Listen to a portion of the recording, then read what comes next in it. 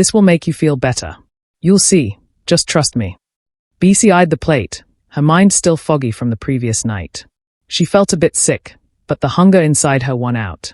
She took a bite, trying not to let her suspicion show. The food tasted bland at first, but there was an aftertaste, something bitter, something wrong, but she forced it down. You're going to feel amazing tonight, Pablo said, watching her carefully. Trust me, Bisi. This is all for you.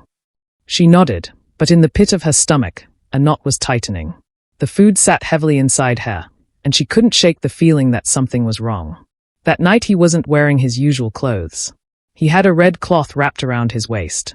It was old, tattered at the edges, and covered with strange symbols Bisi couldn't make out. Her heart began to race. What's that? She asked, her voice trembling slightly, though she tried to keep it steady. But he didn't answer. Instead, he kissed her, and they spent the night together. The morning light felt strangely harsh as Bisi woke up. Her body was sore, her head heavy, and there was annoying pain in her stomach that wouldn't go away. It wasn't the kind of ache she was used to. This felt deeper, like something was wrong inside her, something she couldn't explain. She tried to sit up, but the pain intensified. It felt like her insides were twisted in knots, and she couldn't seem to shake the feeling that something terrible was happening.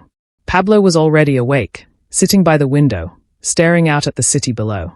He looked as calm as ever, like he had no worries in the world. When he turned to her, Bisi tried to smile, but the discomfort was too much. She gripped her stomach, hoping it would pass. Pablo, she whispered, her voice trembling. I feel sick. My stomach hurts so badly. He didn't seem to react immediately. He just stared at her for a long moment, and then, as though it wasn't a big deal, he said, It's nothing, Bisi. You're fine. Maybe you ate something bad.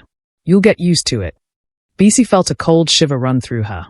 It wasn't just food, it was something else. But she pushed the thought aside. Pablo was always so confident. Maybe he was right. Maybe it was just something she'd have to get used to.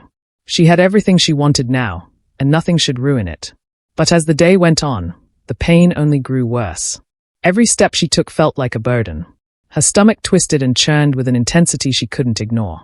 She couldn't even bring herself to eat, though Pablo insisted she try. He seemed so sure that it was nothing to worry about. Eat something, Bisi, he said, pressing a plate of food into her hands. You'll feel better. Trust me. Bisi took a bite, but it only made the pain worse. Her body felt like it was rejecting the food, and she could barely swallow it. The discomfort was growing unbearable. As the day turned to night, things only seemed to get worse. Bisi's body was aching, and every time she moved, a sharp pain shot through her abdomen. She tried to lie down, but even that brought no relief. Her mind was foggy, and she felt dizzy, like she might collapse at any moment. Pablo, she gasped, struggling to sit up. Something is wrong. This isn't normal. Please, what's happening to me? Pablo was sitting across the room, his face blank. He wasn't looking at her the way he usually did. His gaze was distant, almost cold. You're fine, Bisi, he said, his voice lacking the usual warmth. You just need to rest. Bisi's world started to crumble. The pain in her body was so intense now, it felt like she was being torn apart from the inside. She grabbed the sides of the bed, trying to hold on, trying to keep it together, but the terror and confusion in her mind were overwhelming. Bisi closed her eyes, hoping the pain would stop, but it didn't. Instead, the world around her seemed to spin faster, like she was falling deeper into a nightmare she couldn't wake up from. Bisi couldn't breathe. Her chest felt tight, as though something was slowly squeezing the life out of her. The pain in her stomach had become unbearable, and her head spun as she staggered through Pablo's mansion. It felt like her entire body was being consumed by a dark force, and there was nothing she could do to stop it. She grabbed her phone, dialing Favor's number. The phone rang twice before Favor answered. Bisi, what's going on? You haven't been responding to me. Favor's voice was full of concern. I need help, Favor, Bisi gasped, her words strained. I don't know what's happening to me. Please, I need you. Where are you? I'll come to you right now, Favor said urgently, already on the move. I'm at Pablo's house, Bisi managed to say, the words barely making it past her lips. Please. I don't know what to do. I feel like I'm dying. Favor was silent for a moment. Stay there. I'm coming. Minutes later, Favor arrived at the mansion, her face full of worry when she saw Bisi lying on the couch, pale and shaking. She rushed to her side, kneeling beside her. Bisi, what's happening? You look terrible. What has he done to you? Favor asked, her voice filled with fear. Bisi couldn't answer. Her body ached all over, and she felt dizzy. I don't know, Favor. Something dangerous. She paused, her face serious. You need to go to church. You need healing. Bisi looked at her, her heart sinking. She could feel the weight of the world on her shoulders. Favor's words made sense. Somewhere deep inside, she knew she had been walking into something dark, something she couldn't escape. But Bisi didn't want to hear it. She had come so far. She had chosen this life. She had chosen Pablo. She wasn't ready to let go. No, Bisi whispered, shaking her head. I can't go to church, Favor. Pablo. He loves me. He's giving me everything I ever wanted. He's the only one who can help me. If I leave him, everything will fall apart. Favor's expression softened, but her voice remained firm. Bisi, this isn't love. This is control. He's not who he says he is. You've given him everything, and now he's taking more than you realize. You have to choose your life or the luxury you've been chasing. Tears filled Bisi's eyes. She wanted to believe Favor. She wanted to trust her. But the thought of losing everything, losing Pablo's love, the wealth, the life she had worked so hard for, was too much to bear. I can't, Favor, Bisi whispered. I can't go back. I'm too deep in this. Favor placed a hand on Bisi's shoulder, trying to comfort her, but Bisi pulled away, not wanting to face the truth. She had chosen this path, and now there was no turning back. I'm sorry, Favor, Bisi said, her voice barely audible. I just need to be with Pablo. Favor sighed deeply, shaking her head. I wish you'd listen to me, Bisi. I really do. But if you're not going to go for help, I don't know how much more I can do for you. That night, Pablo returned to Bisi's side. His presence felt even more oppressive than usual. He was distant, as though his mind was somewhere else, and yet, when he saw her, his face lit up with a cold, calculating smile. Are you feeling better? He asked, his tone void of warmth. You look like you need me. Bisi didn't answer. She barely even looked at him. Her body was still in agony, her mind clouded, but she didn't care. She had made her choice. Pablo sat beside her, pulling her close, but Bisi recoiled slightly. He didn't notice, or perhaps he didn't care. With a sinister grin, he wrapped his arms around her, the red cloth still tied around his waist. That night, as they slept together, Bisi felt a cold chill creeping into her bones. Every touch, every moment, felt like part of a ritual she couldn't escape. The warmth of his body against hers was gone, replaced by something much darker. The next morning, Bisi felt worse than ever. The pain in her body had spread, now reaching deep into her chest. She could barely move, her body feeling like it was breaking down from the inside out. Her mind was foggy, and she could barely focus on anything. What's happening to me, Pablo? Bisi whispered, her voice weak. But Pablo just looked at her, his eyes distant, as though he already knew the answer. It's part of the process, Bisi. Don't worry. Soon, you'll understand what I've done for you. Bisi woke up feeling worse than she had ever felt before. The pain that had been slowly eating away at her body was now a constant throb, a fierce reminder that something was very wrong. She had hoped the day would bring some relief, but instead, everything had spiraled into chaos. As she lay there in the bed, trying to get some sleep, the feeling in her stomach grew unbearable. She clutched her abdomen, hoping for some relief, but it came in the form of a sharp, violent spasm. Her body lurched, and before she could understand what was happening, a sudden, uncontrollable spurt of something warm and strange shot from her mouth. Money. It wasn't just a few bills. It was like a torrent, pouring from her like a twisted nightmare. Paper notes, crisp, fresh, and foreign to her, filled the bed, the floor, and the space around her. She gasped, horrified. What was happening? Her body couldn't stop, and she felt powerless to stop it. She tried to scream, but more money just kept pouring out, one bill after another. The smell of sickness filled the air, mingling with the metallic scent of fresh currency. Bisi grabbed her stomach, her body writhing in agony. But no matter how much she tried to hold it in, the money kept coming, and it didn't stop. Pablo, she cried out in panic, but there was no response.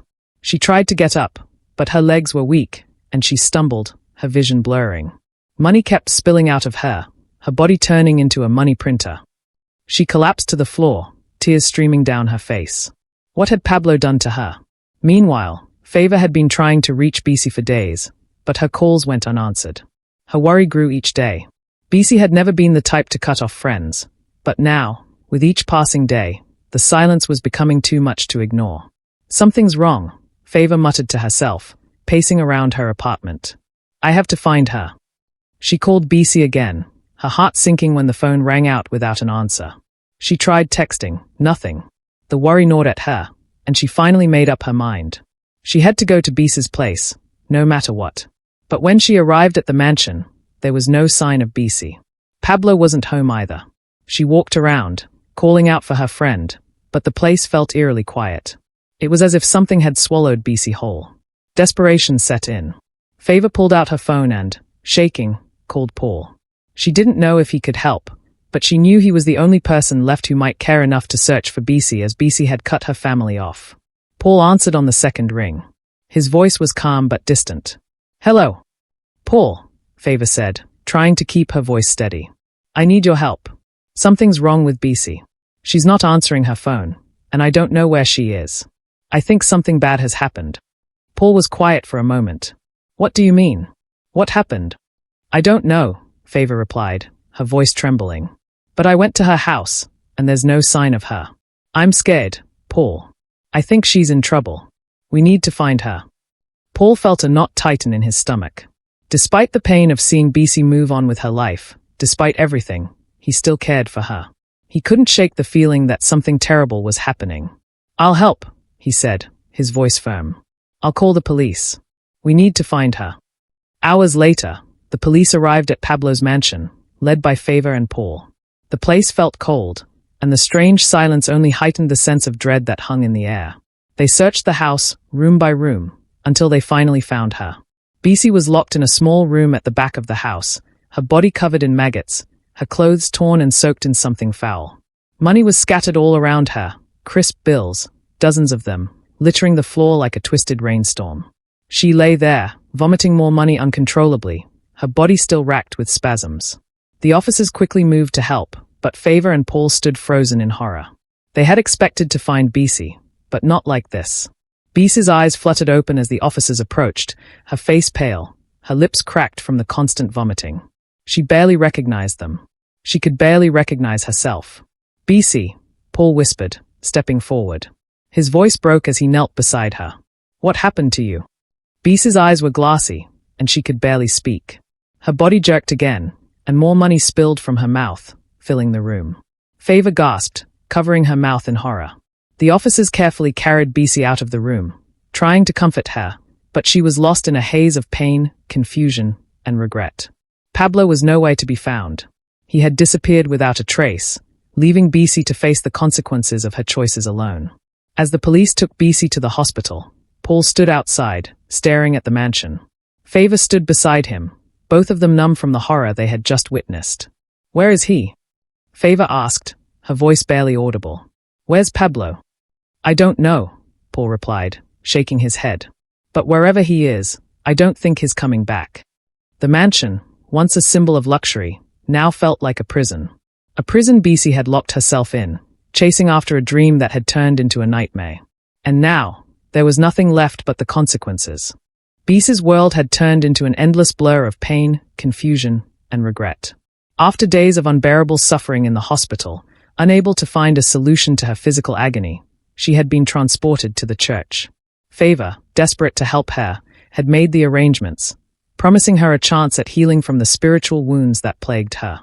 Bisi wasn't sure what to believe anymore. Doctors had failed her, and now, she was here, desperate for relief. The car ride from the hospital to the church had been silent. Bisi couldn't find the strength to speak. She just stared out the window, her body weak, her mind heavy with guilt. She had chosen this life, and now it had broken her. As they arrived at the church, Bisi was barely able to walk. Favor had to help support her, her arms wrapped around Bisi as they made their way into the dimly lit building. The smell of incense and the sound of quiet prayers filled the air. It was calm, peaceful, but for Bisi, the tranquility only highlighted how much of her life she had lost in her pursuit of wealth. A tall, calm man in robes stood at the front of the church.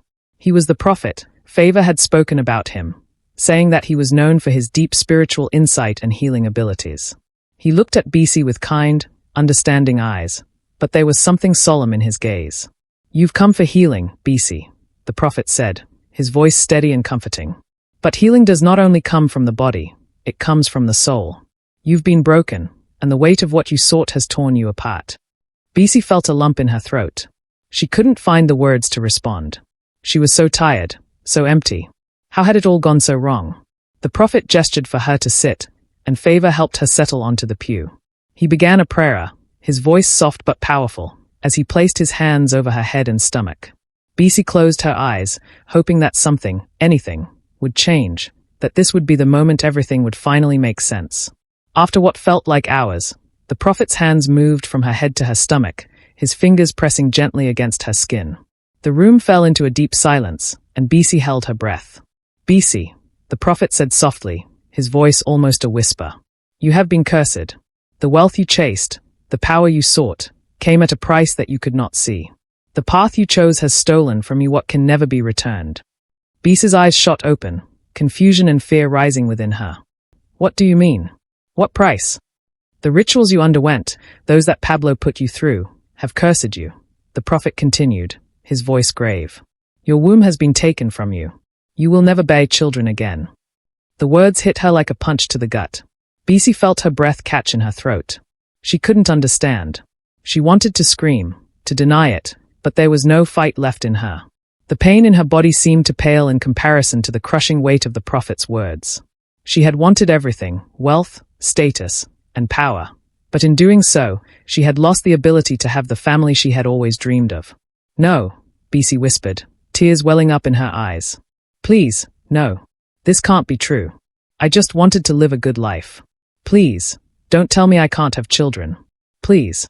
The prophet placed his hands on her shoulders, his touch gentle but firm. "You've paid too much, Bisi.